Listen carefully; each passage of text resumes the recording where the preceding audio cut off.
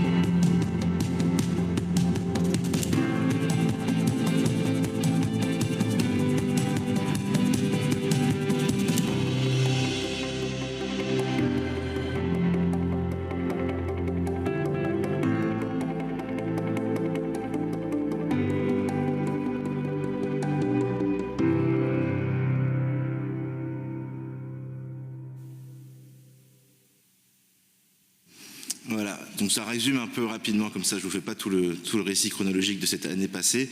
Simplement vous dire donc du coup 50 partenaires, 50 associations, institutions qui ont travaillé avec nous au cours de cette année et qui ont surtout maintenu le rythme et la dynamique, et c'est peut-être aussi un des résultats les plus précieux de cette année, c'est que nous avons un réseau, une coordination maintenant qui est bien installée et qui va se poursuivre tout au long de la mise en œuvre du plan de lutte contre les exclusions, avec des assemblées plénières, des comités techniques qui permettront à la fois de vérifier bien sûr la bonne marche de l'exécution du plan, mais aussi de garder cette fonction de réseau dont nous avons besoin pour répondre aux nouvelles précarités. Vous avez juste après, on va passer très vite dessus, l'ensemble des associations qui se sont citées, vous pouvez les regarder rapidement.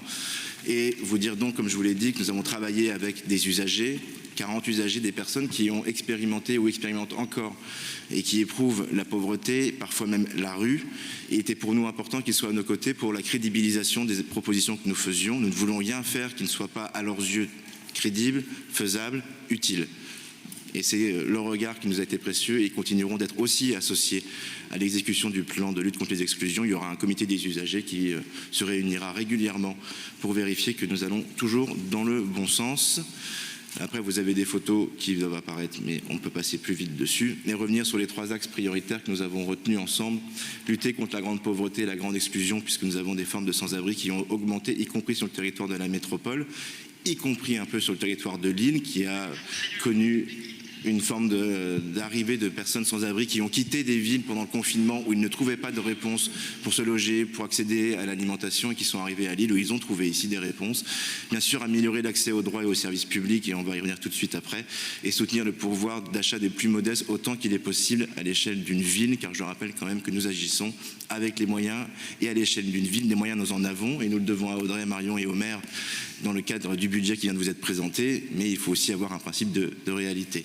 Pour revenir maintenant dans le fond des propositions, et sans vous donner toutes les 50 propositions, rappeler les 10 objectifs qui ont décliné le plan de lutte contre les exclusions. Et d'abord, le premier objectif, des services publics locaux plus proches, plus accessibles, plus efficaces.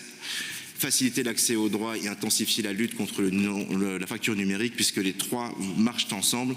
Le maire l'a souvent dit, et on peut se le répéter, beaucoup trop de services publics ont saisi une forme d'opportunisme pendant la crise sanitaire pour fermer l'accueil des publics, renvoyant souvent le contact avec les services publics à des boîtes vocales au succès aléatoire ou à des démarches dématérialisées. Il ne s'agit pas ici de dire que la dématérialisation n'est pas bonne, il faut multiplier les modes d'entrée vers les services publics, mais maintenir absolument un accueil physique inconditionnel dans les services publics du territoire, et nous travaillerons institution par institution pour obtenir le maintien de cet accueil du public. Nous le ferons aussi en appuyant les maisons France Service qui ont été développées, je le dis, par le gouvernement, qui sont pas forcément totalement satisfaisantes, mais qui ont le mérite d'exister et qui regroupent des services de l'État sur un site unique. Nous en avons déjà 2 à Lille, à Faubourg et à Bois-Blanc. Nous voulons en avoir plus sur le territoire et avoir aussi une coordination plus efficace de travail social entre les différentes institutions et notre CCAS, avec des comités des droits qui feront une revue de situation les plus difficiles pour aboutir à une réponse rapide. Et de la même manière, nous voulons expérimenter le non-recours, un territoire zéro non-recours. C'est une disposition que l'État a mis en place pour tenter d'avoir l'automaticité des droits. Donc ce sera sur un territoire spécifique de Lille, avec notamment les institutions publiques concernées, notamment sur le RSA, sur la prime pour l'emploi ou les APL, qui sont les 3 allocations aujourd'hui ciblées par cette démarche. De la même manière, nous voulons mettre en place une aide d'urgence spécifique pour les familles monoparentales. Aujourd'hui, dans le droit commun du CCAS, les critères sont plutôt défavorables aux familles monoparentales en termes de ressources, et donc nous avons mettre une grille spécifique pour qu'une aide leur soit réservée particulièrement et répondre aux situations d'urgence pour ces familles qui sont particulièrement touchées par la pauvreté. Je vais aller vite sur la question des biens fondamentaux, mais c'est notamment la question de l'accès aux biens alimentaires, c'est d'avoir plus de points d'accès aux repas chauds. Aujourd'hui, si vous voulez, quand vous n'avez pas les moyens de manger, vous n'avez que le 217 rue des Postes à Oisem avec les Restos du Cœur pour pouvoir manger un repas chaud assis.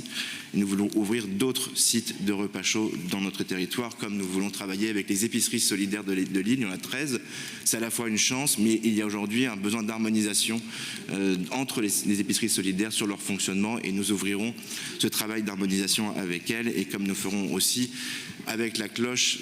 essayer d'aller vers les repas suspendus. Vous savez que la cloche fonctionne sur le principe du café suspendu ou des boissons suspendues, et nous voulons élargir avec un réseau de restaurateurs solidaires ce principe-là vers un repas complet avec l'association La Cloche. De la même manière, nous voulons travailler à planifier les campagnes de dons de manière plus structurée, entre guillemets, par exemple sur les fournitures scolaires, chère Charlotte, à la rentrée, sur les jouets pour les enfants qui participent notamment au réveillon solidaire à Noël, etc. etc. Sur la priorité numéro 6, elle est importante pour nous, lutter contre le sans-abrisme, mais aussi faciliter le maintien dans le logement, car l'un ne va pas sans l'autre. La Fondation l'Abbé Pierre le rappelle systématiquement. Bien sûr, il y a la question du sans-abri qui est souvent visible, notamment en hiver, alors qu'elle se pose toute l'année, mais elle est fortement corrélée à la question du logement et du besoin de construire des logements sociaux accessibles dans nos territoires. Il y a un déficit de construction aujourd'hui, et c'est quand même la fierté de la ville de Lille de continuer à produire du logement social dans notre ville. Nous avons un ambitieux projet de 8000 nouveaux logements à Lille et nous le porterons sur ce mandat. Pour revenir à la question du sans-abrisme, nous proposons la création de 200 places pérennes, c'est-à-dire toute l'année, sur le territoire de Lille, qui viennent s'ajouter aux 2350 places qui existent d'ores et déjà. Et nous travaillerons avec les associations, notamment le Souffle du Nord et les Bureaux du Cœur, pour pouvoir ouvrir de manière temporaire, là pour le coup en période hivernale, des places dans les bureaux qui ne sont pas utilisées, notamment en soirée, et travailler à développer ce type d'initiative un peu innovante pour élargir encore l'offre de places, particulièrement pendant la période hivernale. S'accompagne aussi cette question-là, celle de la résorption des bidonvilles, qui est un sujet particulièrement prégnant dans notre ville. Je pense qu'on nous sera appelés à en parler tout à l'heure, mais je le redis ici, nous voulons réaffirmer les droits socles des personnes vivant sur les bidonvilles, c'est-à-dire à la fois la domiciliation, que nous sommes une des rares villes sur la métropole à faire complètement, et de manière aussi inconditionnelle, la scolarisation, où tous les enfants des campements peuvent être scolarisés dans nos écoles, et Charlotte y veille particulièrement. L'accès aux soins sanitaires, là c'est Marie-Christine qui travaille beaucoup aussi, et l'accès à la propreté pour les campements, et accompagner cette réaffirmation des droits socles de mesures d'insertion, d'accompagnement vers le droit au logement, avec des étapes intermédiaires qui sont par exemple aujourd'hui les terrains SAS que nous avons déjà expérimentés, les villages d'insertion et tout ce que nous pourrons créer avec les associations comme la FJ ou la Sauvegarde pour trouver les solutions intermédiaires qui nous emmènent jusqu'à l'accès au logement de droit commun. En priorité numéro 8, c'était celle de la reprise d'activité et qui a été portée fortement par Martin David Brochen sur une de nos propositions qui est reprise dans le plan de lutte contre les exclusions, celle du territoire zéro chômeur. Les signaux sont au vert, nous attendons maintenant la confirmation définitive que nous sommes bien dans le dispositif et si besoin, Martin pourra compléter ce que je viens de vous dire. Nous travaillons aussi à étoffer les chantiers d'insertion et particulièrement pour les familles monoparentales d'avoir des places réservées en crèche, les fameuses places à vocation d'insertion professionnelle. Nous en avons déjà, Camille, ouvert 7 au Petit Minouche à l'île Sud et nous projetons d'en ouvrir d'autres pour pouvoir permettre notamment à ces femmes qui sont en reprise d'activité de pouvoir faire garder leurs enfants et aboutir l'ensemble de leur démarche. Et pour terminer, les objectifs 9 et 10 qui ont donc décliné l'ensemble des propositions du plan de lutte contre les exclusions. La question forcément du lien social, du renforcement du lien social avec par exemple un numéro unique pour joindre le CCAS, ce qui n'était pas le cas jusqu'à présent et ce qui pouvait être aussi un obstacle pour accéder aux services publics. Ça fait évidemment lien avec la question de la fracture numérique et de l'accès le plus facile possible aux services publics pour ceux qui sont le plus éloignés. C'est aussi pour ça qu'on veut développer les modalités d'action hors les murs avec par exemple des permanences dans les centres de distribution alimentaire aujourd'hui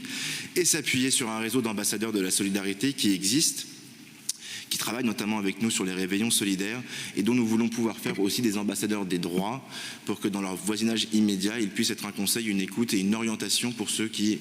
dans leur voisinage qu'ils connaissent, ne maîtriseraient pas forcément le parcours qu'il faut avoir pour faire ouvrir leurs droits. Et on va travailler avec ces ambassadeurs qui sont des bénévoles et qui sont aujourd'hui à nos côtés d'ores et déjà. Et pour terminer, évidemment, la Maison des Solidarités, le nom n'est pas encore absolument définitif, mais en tout cas, nous travaillons à la faire voir le jour d'ici une grosse année pour en faire un peu un lieu totem de la solidarité à Lille, qui soit à la fois l'aboutissement et l'incarnation du plan de lutte contre les exclusions que nous avons voulu ensemble. Un lieu qui soit accessible, convivial, bien sûr un lieu d'accompagnement social, mais un lieu d'écoute. Les usagers nous l'ont beaucoup dit, la difficulté qu'ils ont lorsqu'ils parviennent à accéder à un service public, c'est que souvent aussi ils ont l'impression d'être jugés et mal jugés. Et donc il s'agit d'avoir ici véritablement une posture d'écoute et de bienveillance, même si le mot est souvent galvaudé dans la fonction d'accueil social, mais un lieu de ressources pour les associations, parfois simplement un lieu de repos aussi pour les aidants. Donc une maison multiservice, multi-accueil, multifonction, et qui doit aussi incarner le basculement vers de nouvelles offres de services auprès des plus exclus. Et encore une fois, je remercie toutes celles, tous ceux qui ont participé au travail que nous avons fourni pendant un an, et particulièrement les usagers qui étaient avec nous. Et vous avez ici résumé 10 actions phares dont je vous ai à peu près tous parlé, qui sont parmi les 50 actions de ce plan de lutte contre les exclusions. Merci beaucoup.